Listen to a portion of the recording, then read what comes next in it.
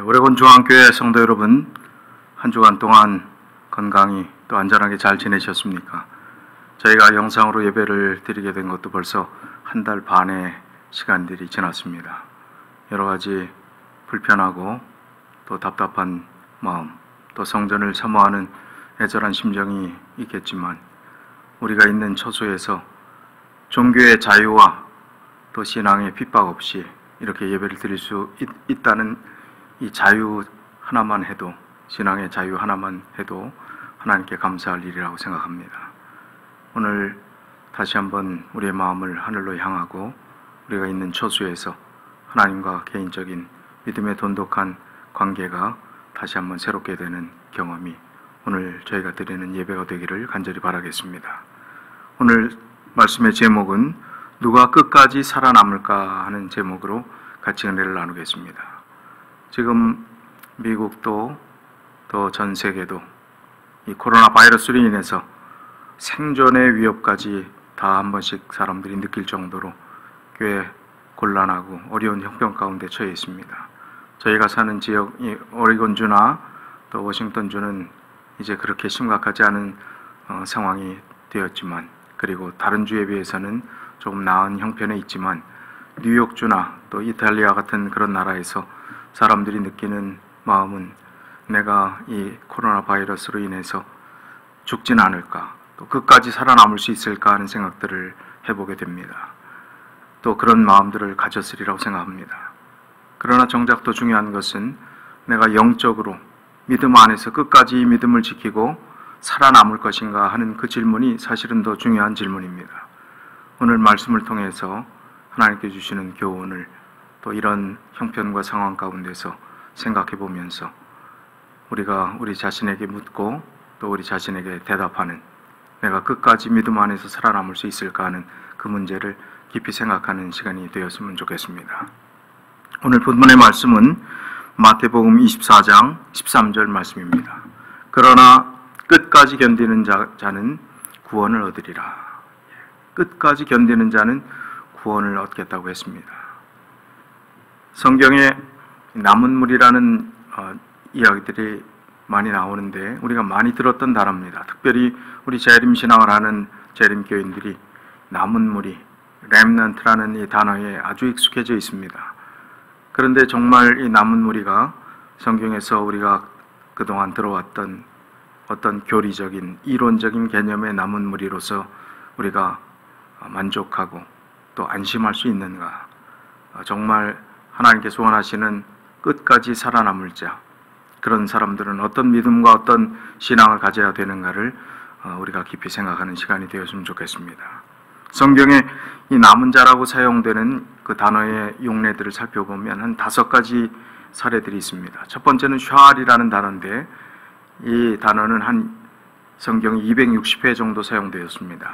이 단어는 무가치하고 연약하고 수적으로도 보잘것없이 적은 무리지만 끝까지 하나님의 은혜를 입어 끝까지 남김을 받는다 하는 그런 상황 가운데 사용된 단어입니다. 두 번째는 팔랏이라는 단어인데 이것은 죽음의 아주 극박한 위기 가운데서도 극적인 구출을 받아서 하나님의 이름을 부르는 자들을 가리킬 때 사용된 용어로 이 팔랏이라는 단어는 한 80회 정도 사용이 되었습니다. 세 번째는 말랏이라는 단어입니다.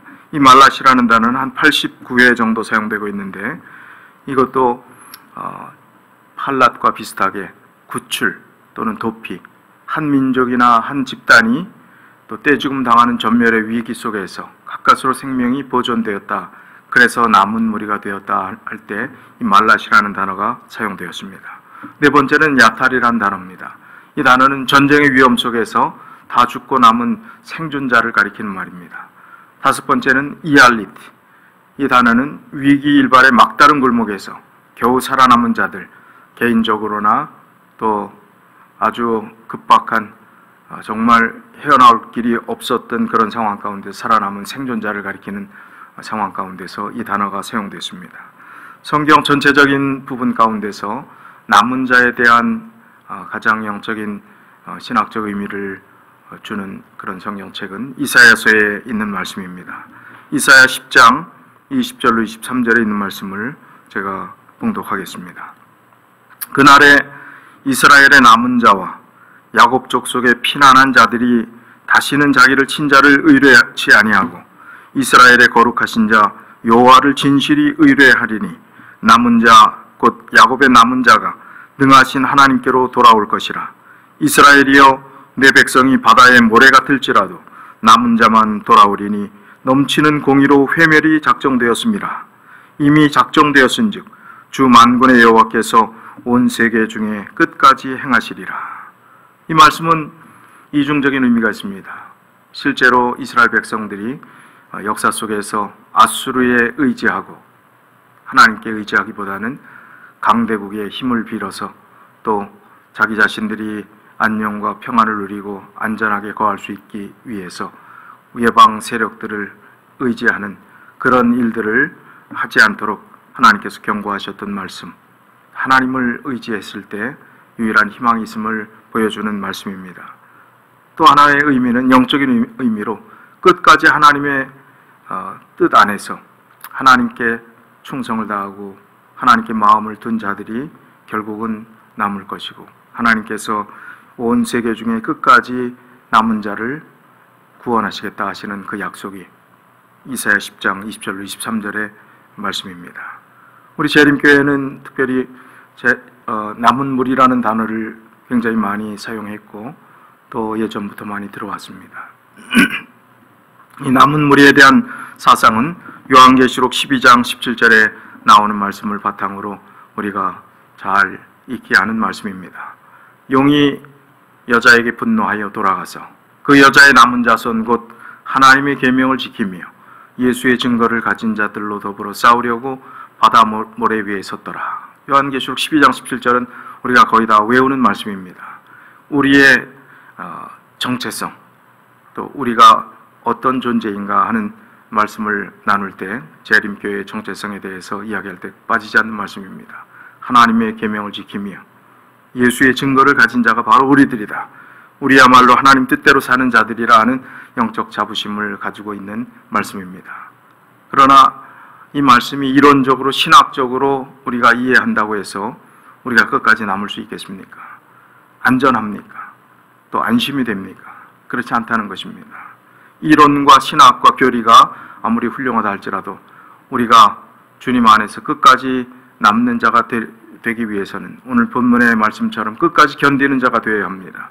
어떤 상황 가운데서 또 어떻게 견뎌야 하며 무엇을 견뎌야 하는지 우리가 깊이 생각하면서 우리가 영적 자부심만 가질 것이 아니라 또 남은 무리라 하는 어떤 면에서는 교만한 마음들을 갖는 것이 아니라 실제로 내가 끝까지 살아남을 수 있는 살아있는 믿음을 소유하고 있는지 이 시간 다시 한번 우리의 믿음을 점검하는 시간이 되었으면 좋겠습니다.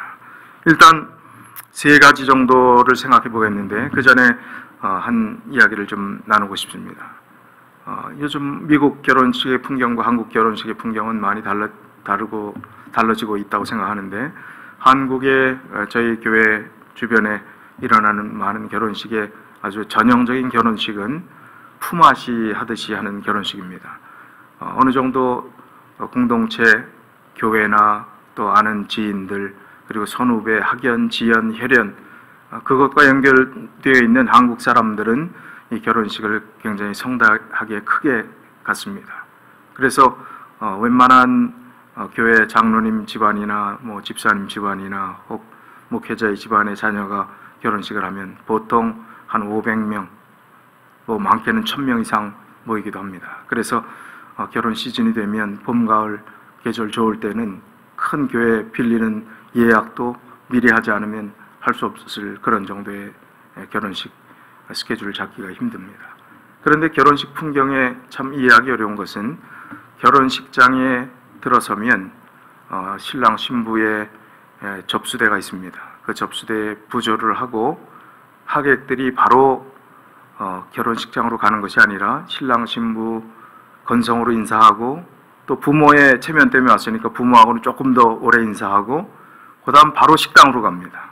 결혼식 시작도 보지 않고 신랑 신부 얼굴이 기억도 나지 않은, 그리고 축하 개념보다는 가서 빨리 줄 서기 싫으니까 밥을 먹고 나와서 또 어떤 날은 겹쳐서 하루에 3번 결혼식을 참여해야 될 상황도 있습니다. 그러다 보니 결혼식이 형식이 되었고, 또 신랑 신부가 실제로 가장 축하를 받아야 될 결혼식 시간에는 가족과 친한 친구들 그리고 친척들만 그 안에 있지 대부분의 하객들은 그 결혼식장 안에 없습니다. 그래서 식당에서 영상을 통해서 그 장면을 보는데 많은 자리들이 비어있는 모습을 보면서 이렇게 결혼식을 해야 되는가, 작은 결혼식, 그리고 정말 축하할 만한 사람들이 나누는 결혼식에 의미 있지 않겠나 생각을 해봤습니다. 그런데 여기서 우리가 한번 가정을 해봅시다. 신랑이 이제 결혼식 시간이 되었는데 무슨 이유인지 연락도 안 되고 오질 않는 것입니다. 그럴 때 그 결혼식에 가장 오래 끝까지 남을 사람이 누구일까? 그리고 오래 기다려줄 사람이 누구일까? 처음 아마 한 20-30분 정도는 무슨 교통체증이 있는지, 무슨 접촉사고가 있는지, 뭔 문제가 있어서 늦을 수 있겠다 하고 하객들도 기다리고 또 가족 친척들도 기다리고 물론 신부도 기다리고 다 기다릴 것 같습니다. 그런데 1시간이 지나면 가장 먼저 자리를 떠날 사람은 식당에서 밥 먹고 부조만 냈던 사람이 가장 먼저 떠날 것입니다. 이제 2시간이 돼도 3시간이 돼도 신랑이 오지 않는다면 친구들, 친척들, 먼 친척부터 신랑 신부와 가깝지 않았던 사람부터 이거는 오늘 결혼식은 아무래도 문제가 생겨서 가능성이 없을 것 같다 하고 떠날 것 같습니다. 그 다음에 그래도 신랑이 오지 않는다면 그 다음에 떠날 사람은 누굴까요?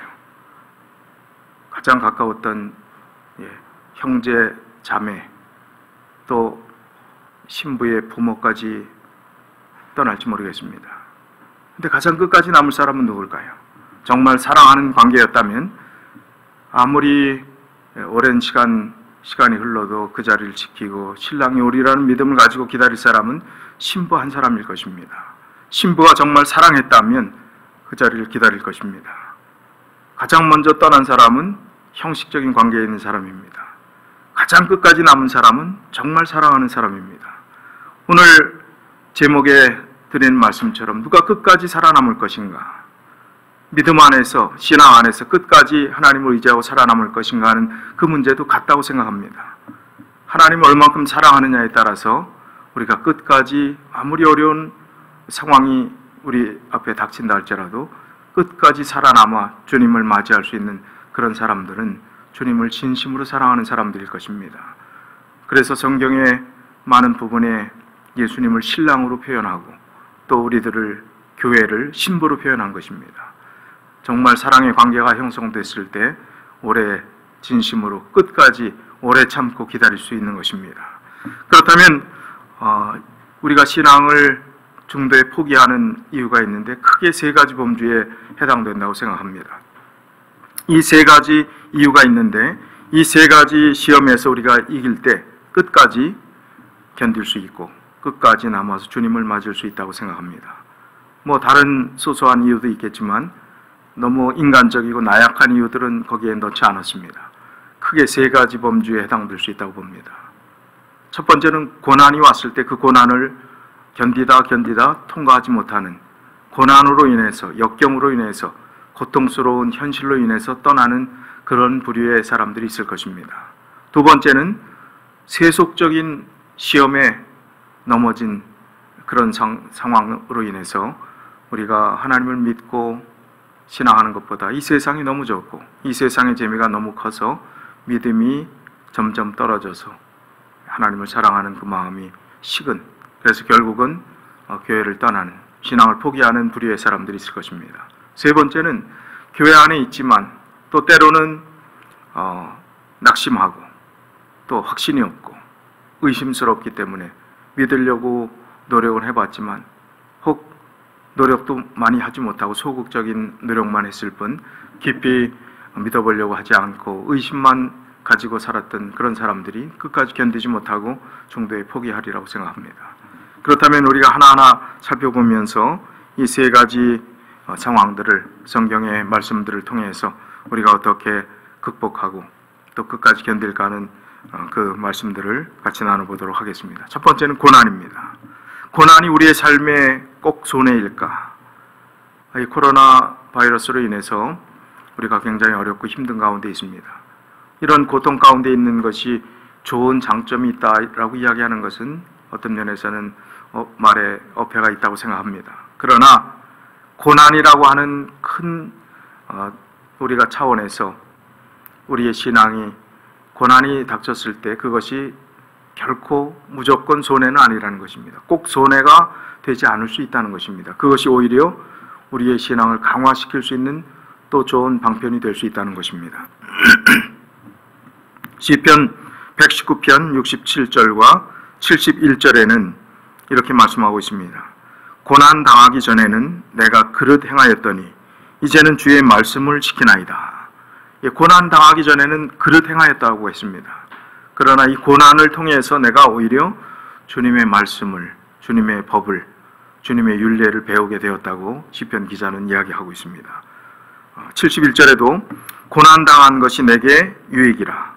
이로 인하여 내가 주의 율례를 배우게 되었나이다 라고 했습니다. 고난 당한 것이 오히려 내게 유익이라고 했습니다. 고난이 어떻게 유익이 될 수 있겠습니까?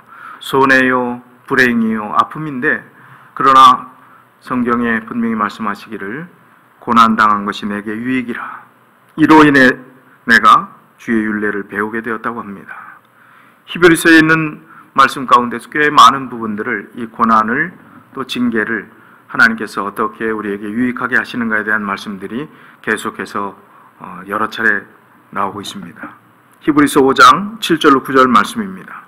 그는 육체에 계실 때에 자기를 죽음에서 능히 구원하실 이에게 심한 통곡과 눈물로 간구와 소원을 올렸고 그의 경외하심을 인하여 들으심을 얻었느니라.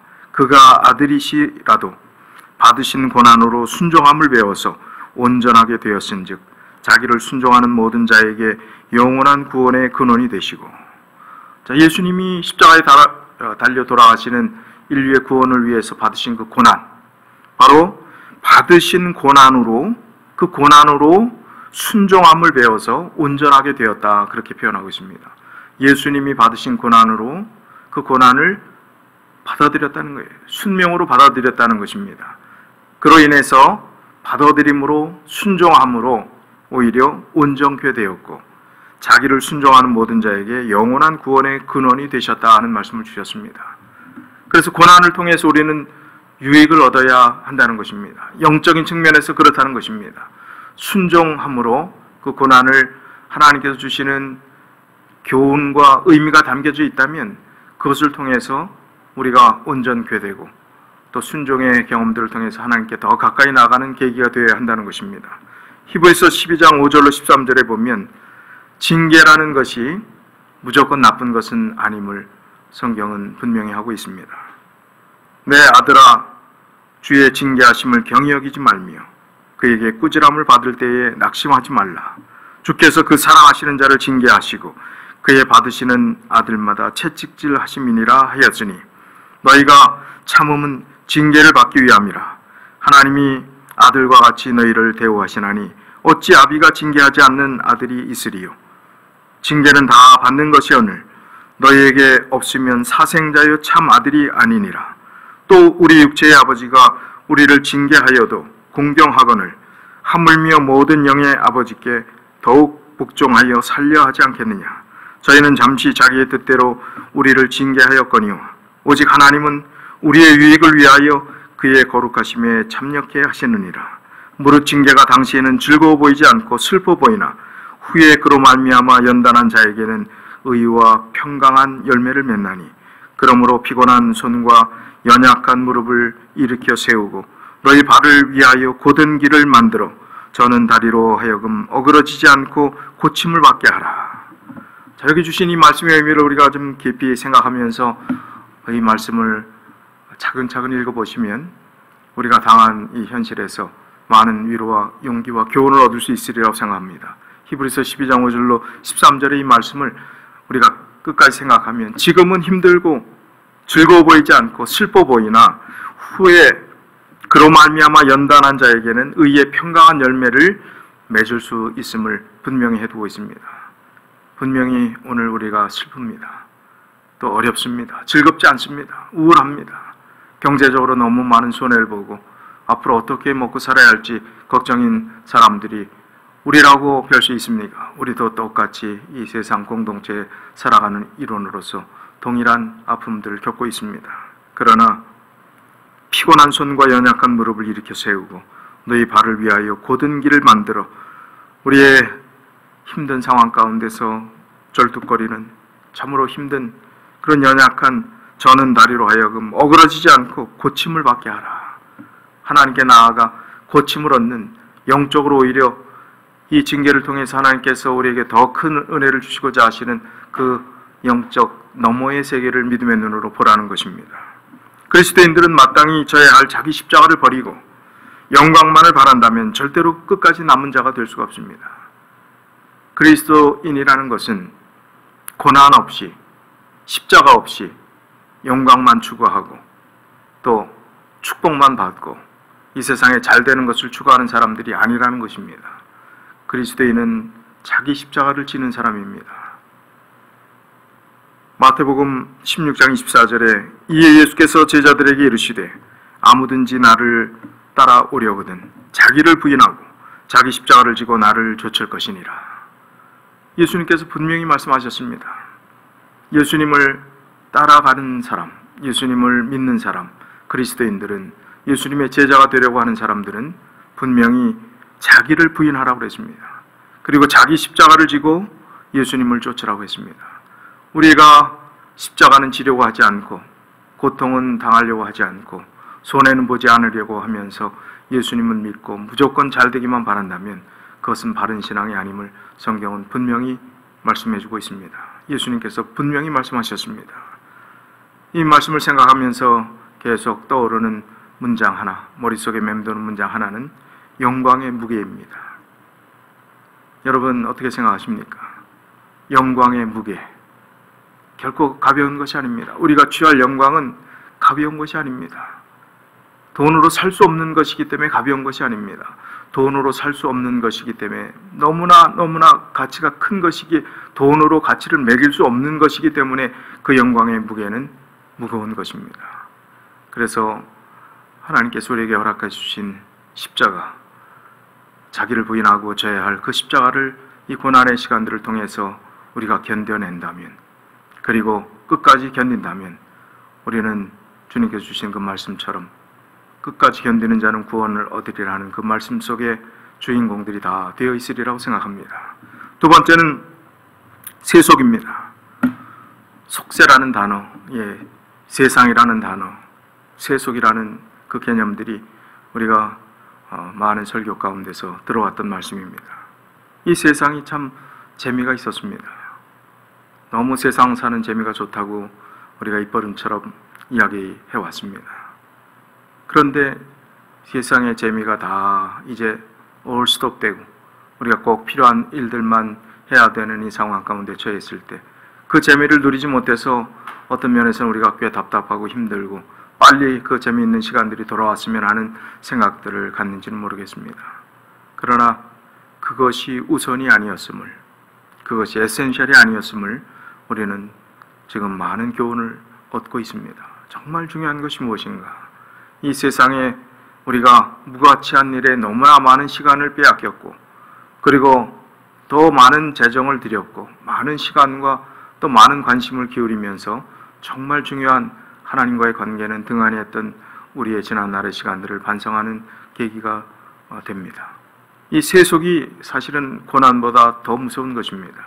고난을 통해서 자기의 신앙을 포기한 사람은 없지만 이 시험과 속세와 또 이 세상의 재미의 시험으로 인해서 누가 뭐라고 하지 않더라도 이 신앙에서 스스로 뒤로 물러간 영혼들이 너무나 많기 때문에 그렇습니다. 성경에 그 세상에 대한 그 개념들을 여러 가지로 이야기를 하고 있는데, 이 세상에 곳곳에 널려 있는 것, 재미있는 것이 먹는 것, 노는 것, 보는 것, 다 재미있는 것입니다. 그게 뭐가 잘못됐느냐라고 반문하실지 모르겠습니다. 잘못은 그 자체가 잘못이 아니라 그것으로 인하여 하나님께로 향하는 마음이 멀어지니까, 우선순위가 달라지니까 그것이 문제인 것입니다. 성경에 대말에는 생소한 사람이 등장합니다. 그런데 딱 한 번 등장하는 것이 아니라 몇 차례 등장을 하고 있습니다. 이 대마는 우리가 생소하게 딱 이름하고 그 사람이 했던 일 한 가지 행적을 남기고 있어서 그 사람에 대해서 잘 알 수 없지만 그 사람이 활동했던 역할과 중요성은 얼마나 큰 것이었는지를 우리는 성경 말씀을 통해서 알 수 있습니다. 먼저 빌레몬서 1장 24절에 있는 말씀을 보면 사도 바울이 이렇게 말하고 있습니다. 또한 나의 동역자 마가, 아리스다고, 데마, 누가가 문안하느니라. 사도 바울의 동역자라고 했습니다. 동역자라고 하면 마치 동지와 같은 것입니다. 한국이 일제 식민 통치를 받고 이제 국권을 빼앗겼을 때 나라를 찾기 위해서 독립운동하는 사람들은 서로 동지라고 했습니다. 목숨을 건 동지였습니다. 목적은 하나였습니다. 나라를 되찾기 위해서 목숨이라도 바쳐서 그 일을 위해서 최선을 다하겠다는 동지입니다. 데마도 마찬가지였습니다. 하나님의 나라를 회복하고 하나님 나라의 복음을 확장시키는 그 일에 목숨을 다해 순교의 각오로 하나님의 복음을 전하겠다고 결탁한 사도 바울과 같이 동지가 되었던 인물입니다. 그래서 동역자라고 표현했습니다. 그런 열심 있는 그 데마가 이제 어떤 면에서는 지금 네 사람의 이름이 나오는데 마가, 아리스다고, 데마, 누가 이렇게 표현하고 있는데 성경의 대부분의 인물들을 열거할 때 맨 앞에 나오는 사람이 중요한 사람입니다. 뒤에 나오는 사람일수록 순서가 그렇게 중요하지 않은 사람입니다. 예수님의 12제자를 이야기했을 때 언급할 때를 보십시오. 제일 첫 번째 가룟 유다가 나올까요? 그렇지 않습니다. 베드로가 먼저 나옵니다. 또 요한, 야고보, 안드레, 그 외에 다른 인물들이 뒤에 나오고 가룟 유다가 거의 뒤에 나옵니다. 그런데 여기 지금 빌레몬서의 이름이 나올 때는 지금 누가라고 하는 유명한 사람보다 데마가 오히려 앞에 있습니다. 그런데 조금 시간이 지나고 골로새서 4장 14절에 있는 말씀을 보면 사랑받는 의사 누가와 또 데마가 너희에게 문안하느니라. 이제 순서가 바뀌었습니다. 누가가 더 열심히 있었던 것 같습니다. 데마가 슬슬 이상해지는 것 같습니다. 그의 역할과 동역자, 동지의식이 조금씩 희미해지는 것 같습니다. 그 이유가 무엇인가? 골로새서 4장 14절에는 그런 이름의 순서가 바뀌었고 디모데후서 4장 10절은 더 후기에 기록된 말씀인데 여기는 데마가 드디어 이제 바울을 버리고 떠나간 것을 이야기합니다. 그런데 여기 이렇게 표현합니다. 데마는 이 세상을 사랑하여 나를 버리고 데살로니카로 갔고 그레스게는 갈라디아로 디도는 달마디아로 갔고 다른 사람은 그냥 어떤 지방으로 갔다고 표현하고 있지만 데마는 이 세상을 사랑하여 나를 버렸다 하는 표현을 하고 있습니다. 이것은 세속에 물들어서 그 시험을 이기지 못하고 동지였던 사람이 그렇게 열심히 했던 사람이 믿음을 지키고 살았던 또 신앙의 추억들을 가지고 있던 또 어린 시절부터 열심히 믿음 생활했던 그 사람이 이 세상의 재미로 인해서 속세의 시험에 빠져서 결국은 세상을 사랑하여 하나님을 떠났다 하는 의미가 되는 것입니다. 우리의 삶도 우리의 주변의 모든 환경도 그러기에 참 쉽게 무너질 수밖에 없는 그런 시험 속에서 우리가 살고 있습니다. 야고보서 1장 27절의 말씀은 하나님 아버지 앞에서 정결하고 더러움이 없는 경건은 곧 고아와 과부를 그 환난 중에 돌아보고 또 자기를 지켜 세속에 물들지 아니하는 이것이니라. 우리는 이 말씀을 통해서 늘 강조했던 부분은 앞부분이었습니다. 경건, 참된 경건은 무엇인가? 바로 하나님 앞에서 과부와 고아와 어려운 사람, 환난 중에 처한 그런 사람들을 돌아보는 것이 참된 경건이다라고 이야기하고 그 강조점 뒤에 있는 말씀은 나누지 않았습니다. 그런데 오늘의 강조점은 뒤에 있는 부분입니다. 자기를 지켜 세속에 물들지 아니하는 이것이 참된 경건이라는 것입니다. 물론 고아도 과부도 환난당하는 자도 다 돕는 것 당연히 해야 될 일이지요. 그러나 뒷부분에 중요하게 빼놓지 않고 강조하는 것은 내 자신을 지키라는 것입니다. 세속에 물들지 않게 지키라는 것입니다. 무엇보다 중요한 말씀인 것입니다. 사도행적 314쪽에 있는 말씀을 보면 바울은 악에 대한 그의 투쟁이 생명이 지속되는 한 끝나지 않으리라는 사실을 알았다. 그는 세속적 욕망이 영적 열심을 이기지 못하게 하기 위하여 자신을 항상 엄격히 경계해야 할 필요를 깨달았다. 그는 전력을 다하여 타고난 성벽과 싸우기를 계속하였다. 언제나 그는 그의 앞에 도달해야 할 이상을 간직하였고 하나님의 율법을 즐겨 순종함으로 이 이상에 도달하고자 노력하였다. 그의 말과 행실과 정욕, 이 모든 것을 하나님의 성령의 지배 아래 두었다. 사도 바울도 굉장히 힘든 세속적 시험이 있었다는 것입니다. 그가 그의 생명을 마칠 때까지 이 세속적 욕망이 영적 열심을 이기지 못하게 하기 위해서 부단히 노력했다는 것입니다. 세속에서 자기를 지키기 위해서 최선을 다했다는 것입니다.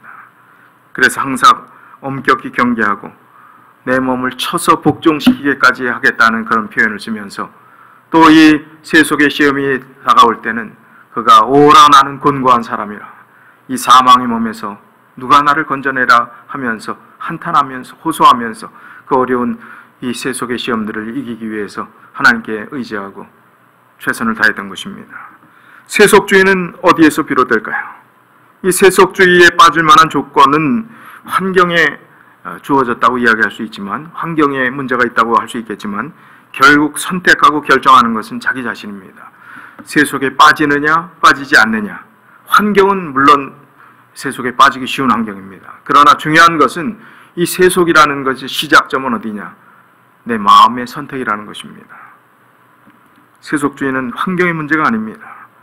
바깥의 문제가 아니라 바로 내 안의 문제입니다. 내적 전쟁이 외적 전쟁보다 어렵다는 것을 누구나 잘 알고 있습니다. 세상에서 가장 이기기 어려운 것이 바로 우리 자신이기 때문에 사도 바울도 그렇게 갈등을 해왔던 것입니다. 에베소서 4장 22절로 24절 말씀입니다. 너희는 유혹의 욕심을 따라 썩어져가는 구습을 쫓는 옛사람을 벗어버리고 오직 심령으로 새롭게 되어 하나님을 따라 의와 진리의 거룩함으로 지으심을 받은 새 사람을 입으라. 새 사람을 입어야 된다고 이야기하는데 오직 심령으로 새롭게 되어 새 사람을 입으라. 구습을 버리고 옛 습관을 버리고 옛 사람을 벗어버리는데, 옛 습관과 옛 사람을 벗어버리기 위해서 어떻게 노력을 해야 되는가, 속세에 빠지지 않도록 어떻게 노력해야 되는가 하는 말씀을 주시는 것입니다. 이 말씀의 해답이 바로 오직 심령으로 새롭게 되어 새 사람을 입으라. 자, 로마서 12장 1절로 2절도 이 두 성경 구절을 같이 비교해 볼 필요가 있습니다. 우리가 잘 아는 말씀이지요. 그러므로 형제들아, 내가 하나님의 모든 자비하심으로 너희를 권하노니 너희 몸을 하나님이 기뻐하시는 거룩한 산제사로 드리라. 이는 너희의 드릴 영적 예배니라. 너희는 이 세대를 본받지 말고 오직 마음을 새롭게 함으로 변화를 받아 하나님의 선하시고 기뻐하시고 온전하신 뜻이 무엇인지 분별하도록 하라.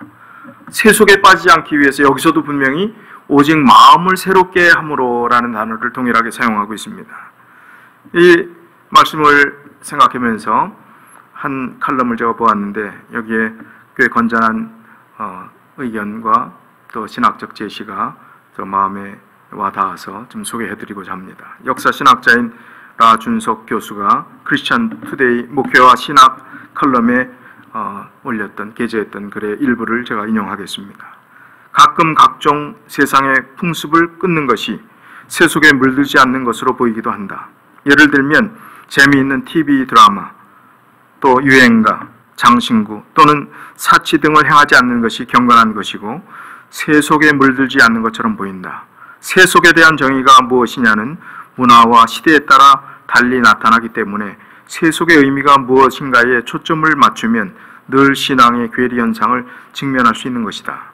그래서 세속이라는 단어에 대한 정의보다는 차라리 세속에 물들지 말라는 말씀의 의미를 제대로 파악한다면 경건하게 살려고 하는 기독교인의 바람에 새로운 빛이 비칠 것으로 믿는다.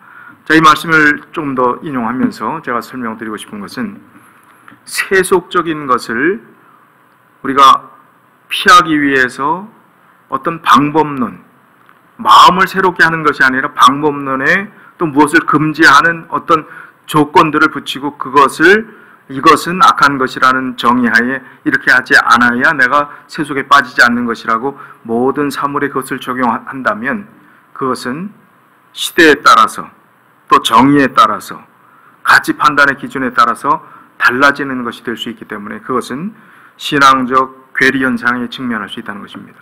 옛날 과거에 제가 어릴 때도 신앙생활할 때 TV가 집에 있는 집은 믿음이 없는 집이었습니다. TV도 귀한 시절이었지만 TV가 칼라 TV가 나오기 전에 흑백 TV 한 대만 있어도 온 동네 사람들이 다 그 집에 모여서 보고 또 즐기고 했던, 그만큼 문화적으로 낙후됐던 시대가 있었습니다. 근데 이 집 저 집에서 이제 TV를 사기 시작하니까 TV를 사긴 샀는데, 좀 경건한 분들은 세상 돌아가는 것은 알아야 되니까 나는 뉴스만 보겠다. 그리고 뉴스 시간에만 TV를 틀어놓고 이제 TV 앞에 옷장 같은 데다 넣어놓고 자물쇠를 채워놨습니다.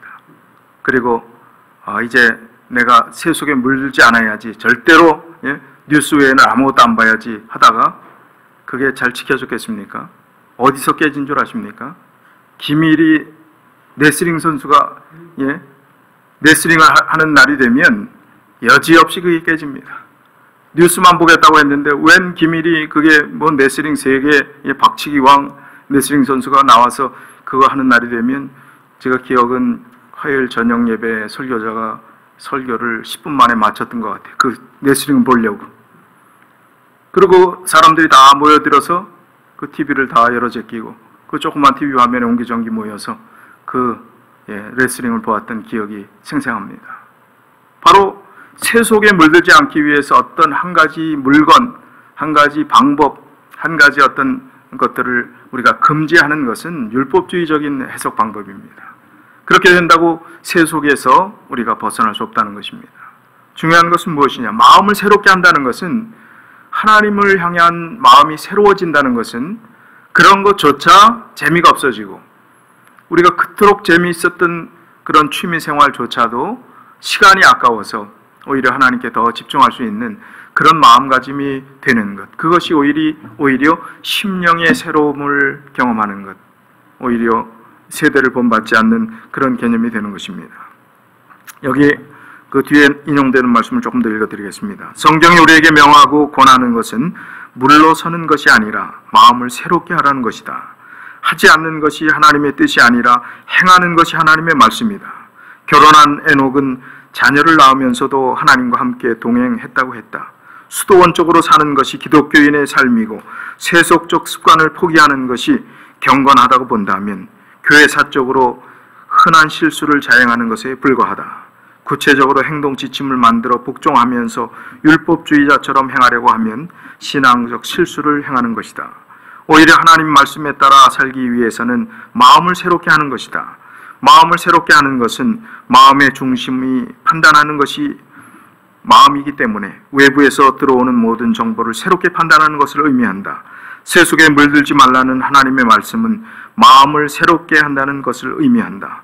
무엇을 행하든지 올바로 판단할 수 있는 마음을 새롭게 하면 새 속에 물들지 않는 것이 어떠한 것임을 자연스럽게 알게 되고 경건하게 행하게 된다. 마음을 새롭게 하기 위해 우리는 주님의 말씀과 기도에 힘쓴다. 인위적인 방법이 아니라 말씀의 권위를 인정하는 것이다. 모든 것에서 최종적 판단의 권위를 성경에 둔다. 인습이나 지위의 권위에 두지 말고 오로지 말씀에 둔다면 마음을 새롭게 하는 것, 즉 판단을 새롭게 하는 것을 이해할 것이고 새롭게 할 수 있다.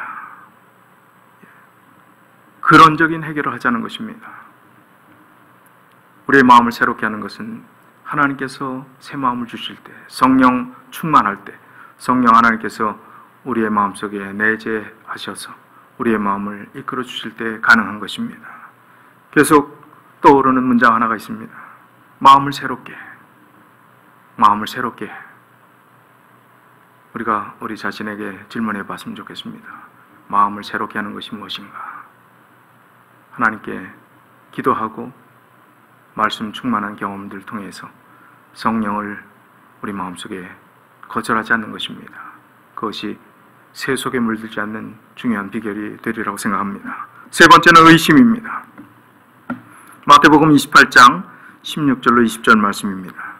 11 제자가 갈릴리에 가서 예수의 명하시던 산에 이르러 예수를 배웁고 경배하나 오히려 의심하는 자도 있더라.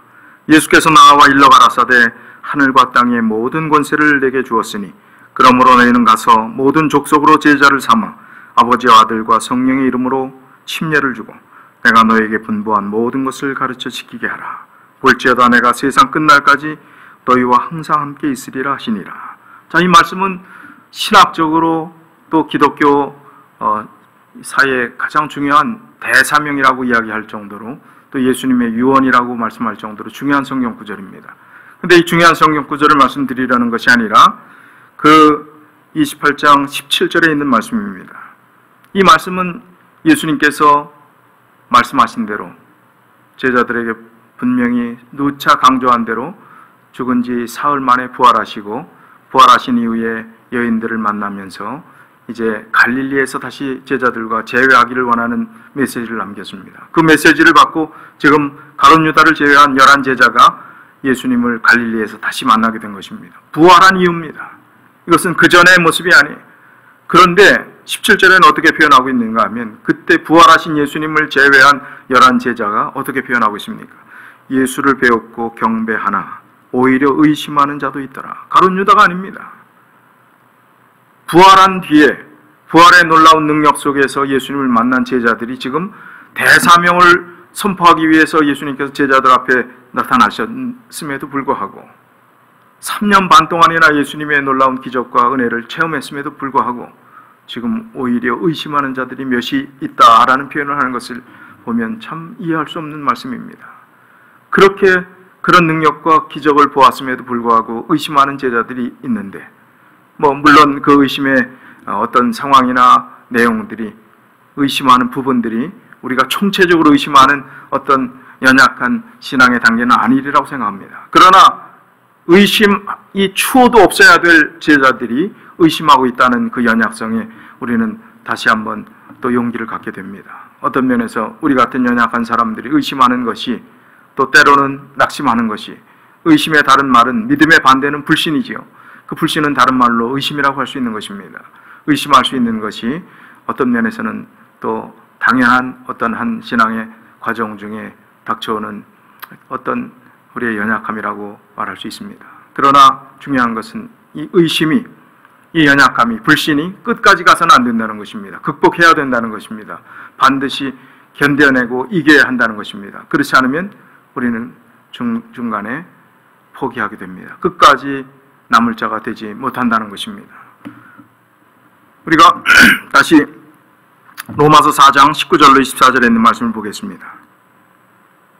그가 100세나 되어 자기 몸에 죽은 것 같음과 사라의 태에 죽은 것 같음을 알고도 믿음이 약해지지 아니하고 믿음이 없어 하나님의 약속을 의심치 않고 믿음에 견고하여져서 하나님께 영광을 돌리며 약속하신 그것을 또한 능히 이루실 줄을 확신하였으니 그러므로 이것을 저에게 의로 여기셨느니라.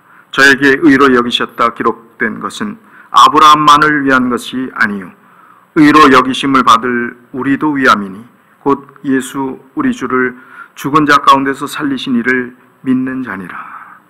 자, 여기 아브라함에 대한 이야기가 나오지 않습니까? 도무지 인간의 생체적 어떤 능력으로는 이제 자녀를 생산할 수 없는 그런 상황 가운데서 분명히 육체적으로는 불가능한 것을 알매도 불구하고 믿음이 약해지지 않았다고 표현하고 있습니다. 믿음이 없어지지 않았다고 했습니다. 믿음이 없어 하나님의 약속을 의심치 않고 믿음에 견고하여져서 하나님께 영광을 돌렸다고 했습니다. 그래서 결국 약속의 후사 또 이스라엘 백성들의 대를 이을 영적 하나님의 백성들의 대를 이을 이삭이 선물로 주어지지 않았습니까? 여기 이 말씀은 아브라함만을 위한 것이라고 하지 않았습니다. 바로 우리를 위한 말씀이라고 했어요. 동일하게 우리도 그런 믿음을 가진 사람들에게 의심하지 말고 믿음의 확신을 가지고 살라고 하는 교훈의 말씀을 여기서 동일하게 주시는 것입니다. 야고보서 1장 6절로 8절 말씀입니다. 오직 믿음으로 구하고 조금도 의심하지 말라.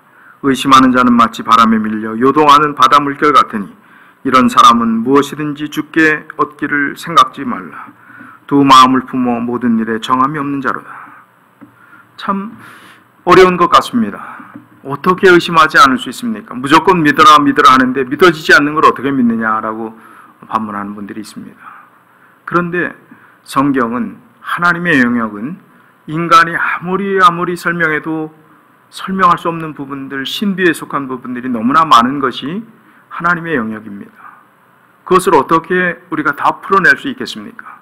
그러나 희한한 것은 그렇게 어렵고 신비스러운 영역에 속하는 것도 하나님의 말씀을 읽고 기도하며 진심으로 주를 찾는 사람들에게는 아무리 배움이 없고 지식이 없고 연약한 사람들에게도 깨달을 수 있는 은혜를 주시고 하나님께서 만나 주신다는 것입니다. 그래서 중요한 것은 우리가 하나님을 만나고 찾고 기도하고 주님의 말씀을 통해서 내가 하나님을 확신하고자 하는 그런 노력들을 해왔는가를 내 자신에게 물어봐야 합니다. 히브리서 3장 12절로 14절에 이렇게 말씀하셨습니다. 형제들아, 너희가 삼가 혹 너희 중에 누가 믿지 아니하는 의심을 품고 살아계신 하나님에게서 떨어질까 염려할 것이요 오직 오늘이라 일컫는 동안에 매일 피차 권면하여 너희 중에 누구든지 죄의 유혹으로 강팍해 됨을 면하라. 우리가 시작할 때에 확실한 것을 끝까지 견고히 잡으면 그리스도와 함께 참여한 자가 되리라. 매일 의심할 수 있다는 것입니다. 그래서 오늘이라 일컫는 동안에 매일 피차 권면하라고 했습니다. 연약할 가능성들이 너무나 많이 있다는 것입니다. 우리가 신앙적인 부분의 고난과 세속과 의심에 대한 이야기를 했지만 인간 사이의 무수한 문제들로 인해서 조그만 말 한마디 또 섭섭함 하나가 우리의 신앙을 떠나는 수많은 위태위태한 요소들이 많이 있다는 것입니다. 그러나 제가 어릴 때부터 들었던 말씀 중에서 머릿속에 계속해서 남는 말씀은 마지막 환란의 때에 정말 하나님의 백성들이 추풍 낙엽처럼 떨어질 것이다. 끝까지 남을 자는 소수의 무리가 될 것이다 하는 이야기들을 너무나 많이 들어왔습니다. 추풍 낙엽이라는 단어 의미도 한자도 모르던 어린 저에게 추풍 낙엽이라는 의미가 지금 새롭게 느껴지고 있습니다. 우리가 섭섭한 말 한마디 또 때로는 어떤 인간적인 작은 연약한 실수들 우리가 용납하지 못해서 이 큰 구원을 등한히 여긴다면 그것은 얼마나 손해가 된 일이겠습니까? 그리고 우리가 붙잡아야 될 영광의 그 무게가 얼마나 큰 것인데 우리가 여기서 포기할 수는 없는 것입니다. 여기까지 어렵게 왔는데 이제 조금 더 힘을 내야 하는 것입니다. 그래서 매일 피차 권면하여서 마음이 강팍함을 면하라는 것입니다. 도저히 객관적으로 제3자적 입장에서 볼 때 그 정도 가지고 그렇게 속상해하지 않을 것 같은데 어떻게 교회를 떠날 수 있을까? 어떻게 그 말 한마디 때문에 하나님을 버릴 수 있을까? 이렇게 생각할 수 있지만 또 당사자인 그 사람의 마음은 상상을 초월할 수 있는 고통과 아픔이 있을 것입니다. 그래서 우리는 여기 주신 권면의 말씀처럼 매일 피차 권면하여 너희 중에 누구든지 죄의 유혹으로 강팍해 됨을 면하고 우리가 시작할 때 확실한 것을 끝까지 견고히 잡으면 그리스도와 함께 참여한 자가 되겠다 하신 말씀을 주셨습니다. 그래서 같이 노력해야 된다는 것입니다. 우리 자신이 이런 어려움들을 이겨야 될 뿐만 아니라 끝까지 권면하는 일들이 병행되어야 됨을 강조하고 있습니다. 생애의 빛 109쪽에서 110쪽에 있는 말씀을 보면 성경을 많이 읽으면서도 도움을 받지 못하는 사람들이 있다. 그것이 사람에게 해가 될 수도 있다. 아니 성경을 많이 읽는데 해가 될 사람도 있다는 것입니다. 왜 어떻게 읽으면 해가 된다고요? 기도 없이 하나님의 말씀을 공부하게 되면 의심이 우리의 마음에 생기게 된다. 우리가 성경을 열 때 우리의 생각은 하나님께 고정되어야 한다. 우리는 그분의 지도를 따를 준비가 되어 있어야 한다. 왜냐하면 하나님의 도움이 없으면 우리의 마음이 의심으로 흐려질 수 있기 때문이다. 그리 되면 성경 공부가 불신으로 이끌려가게 될 것이다. 이런 사람은 성경을 많이 읽으면 읽을수록 더 불신에 빠지게 되는 것입니다. 하나님께 초점을 맞추고 기도하며 도움을 구하지 않고 성경을 연구하면 안 된다는 것입니다. 사람들이 지금 성경을 연구하면서 하나님의 도움을 구하지 않으면 사단이 사상을 지도하게 된다는 것입니다. 하나님께 도움을 구하지 않으면 성경을 연구하면서도 사단이 사상을 지도하게 돼서 온갖 오류의 잘못된 교리들을 생산해낼 수 있는 것입니다. 그래서 오늘날 시끄러운 지금 한국의 신천지 같은 정말 말도 안 되는 교리를 수많은 사람들이 맹종하고 있는 것입니다. 그런 일들이 계속되는 것은 사단이 그 사상을 지도하기 때문에 그럴 수 있다는 것입니다. 사단은 사람들이 성경을 지금껏 어느 정도로 연구했던 간에 그들이 성경을 이해하는 데 실수를 범하게 할 수도 있다. 하나님께 순종하지 않는 사람들이 하나님의 말씀을 설명하는 방법을 우리가 신뢰하는 것은 안전하지 못하다. 어떤 사람들은 성경을 공부하면서 오류만을 찾는다. 뭐가 잘못됐는지만 눈을 아주 불을 켜고 찾는다는 것입니다. 그들은 하나님의 사랑을 이해하지 못한다. 그들이 분명히 알지 못하므로 그들은 믿지 않는 것에 대한 많은 이유를 발견한다. 의심은 단순하고 알기 쉬운 진리를 이해하기 어렵게 만든다. 알기 쉽고 어렵지 않은 하나님의 신비에 속한 것이라도 시골의 할머니들도 깨달을 수 있는 그 말씀을 어렵게 만든다는 것입니다. 점점 힘들게 만든다는 것입니다. 대개의 경우에 있어서 불신의 진정한 원인은 죄에 대한 사랑이다. 우리가 자만하고 죄를 좋아하게 될 때 우리는 하나님의 말씀의 교훈을 환영하지 않게 된다. 우리가 하나님의 말씀에 기꺼이 순종하지 않으면 우리는 의문을 품을 준비를 갖추게 된다. 핵심은 이겁니다. 이 말씀이 중요한 것은 정말 의심하는 이유가 다른 것에 있는 게 아니라 내가 불신하는 이유가 죄에 대한 사랑이라는 것입니다. 하나님 말씀을 내가 직면하게 되면 하지 말라는 게 있고 이렇게 하면 양심에 꺼리 끼고 또 이 말씀을 비춰볼 때 내가 이렇게 살면 안 된다는 것이 너무나 따끔하게 교훈이 되기 때문에 죄를 사랑하는 마음, 그걸 합리화시키고 지금 내가 살아가는 그 방법과 상황과 또 편법과 이 세상을 눈치껏 살아가는 그것이 좋기 때문에 그것을 버리고 싶지 않기 때문에 하나님의 말씀을 환영하게 내 것으로 받아들이지 않는 것입니다. 그렇기 때문에 결국 우리가 하나님의 말씀을 기꺼이 순종하지 않게 되기 때문에 순종하지 않는 자신의 그 변명을, 핑계를, 합리화를 의심이 간다, 하나님 말씀이 믿어지지 않는다고 비겁하게 이야기하는 것입니다. 우리는 진리를 알기 위한 진정한 욕망과 진리에 즐겨 순종하고자 하는 마음을 가져야 한다. 우리가 자원하는 마음으로 성경을 공부하면 그것이 하나님의 말씀이라는 증거를 발견하게 될 것이다. 우리는 우리에게 구원을 가져다 줄 진리를 이해하게 될 것이다. 하나님이 한번 생각해 보시죠. 우리가 구원받지 못하도록 암호를 풀으라고 이야기를 했습니까? 정말 어렵게 아주 성경을 비비 꼬아서 한 사람이라도 구원 못 받게 하시는 게 하나님의 계획이겠습니까? 그렇지 않습니다. 단순하게 진심으로 마음을 열고 자원하는 심령으로 성경 말씀을 연구하고 기도하고 하나님을 사랑하는 마음을 가질 때 모든 의심의 그림자들이 물러가고 하나님을 사랑할 수 있는, 발견할 수 있는, 진리를 깨달을 수 있는 길들을 하나님께서 허락해 주신다고 말씀해 주셨습니다. 참 재밌는 것은 예수님께서 병자들을 고쳐주시면서 하셨던 여러 반복적인 말씀이 있습니다. 그 말씀은 예수께서 이르시되 내 믿음이 너를 구원하였으니, 내 믿음이 너를 구원하였으니, 계속 떠오르는 또 하나의 문장입니다. 내 믿음이 너를 구원했다는 것입니다. 예수님이 고쳐주셔서 진흙을 발라서, 아니면 예수님께서 어떤 방법을 취하셨기 때문에? 아닙니다.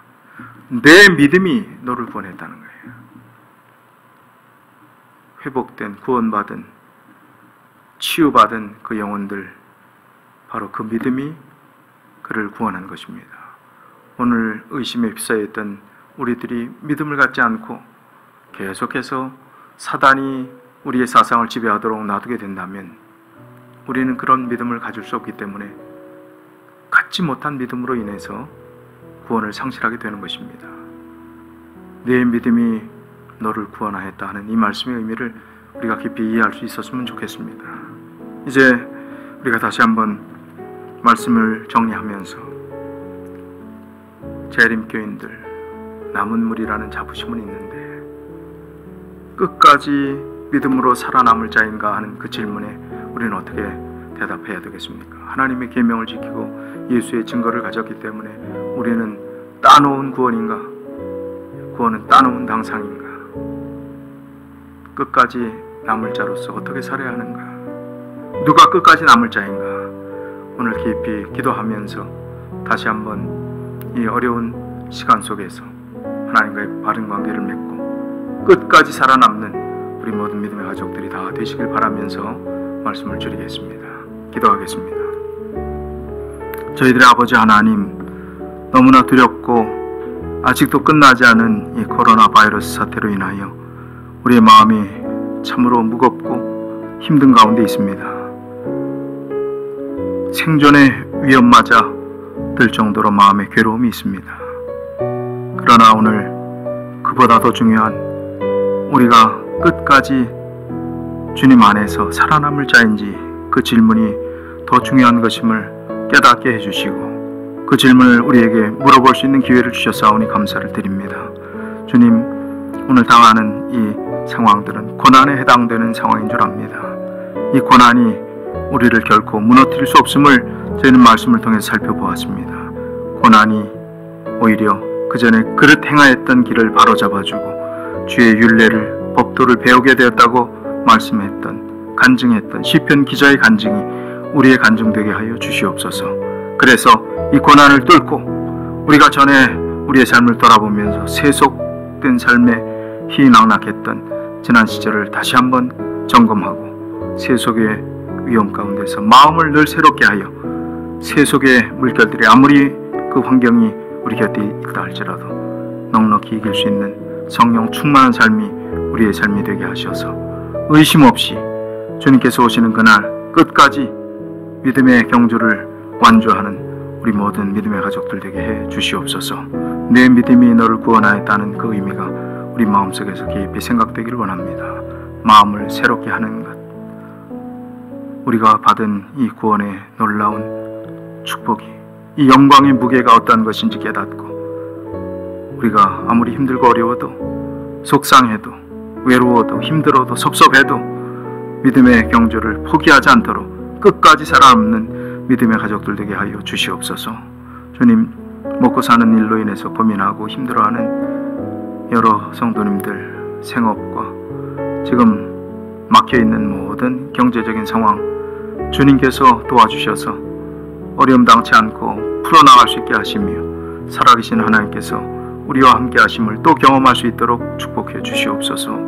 주님, 또 이 어려운 세상에서 한 주일 동안 저희들이 또 싸울 때 믿음의 싸움이 우선되게 하시고 우리가 두려워 위생수칙을 지키는 일만 관심을 갖고 영적인 일에 무관심한 것이 아니라 우리가 최선을 다해 모든 일에 최선을 다하지만 하나님을 우선순위로 두고 끝까지 믿음의 부유한 길을 포기하지 않고 걸어가는 승리자들이 다 될 수 있도록 축복하여 주시옵기를 예수 그리스도 이름으로 간절히 기도드리옵나이다. 아멘. 네, 성도 여러분, 한 주일 동안 어렵고 힘들지만 이제 거의 정점에 온 이 코로나 바이러스 사태를 믿음으로 슬기롭게 잘 극복하시고 또 건강에 유의하시고 믿음으로 한 주간 승리하시게 되시길 바라면서 모든 말씀을 마치도록 하겠습니다. 감사합니다.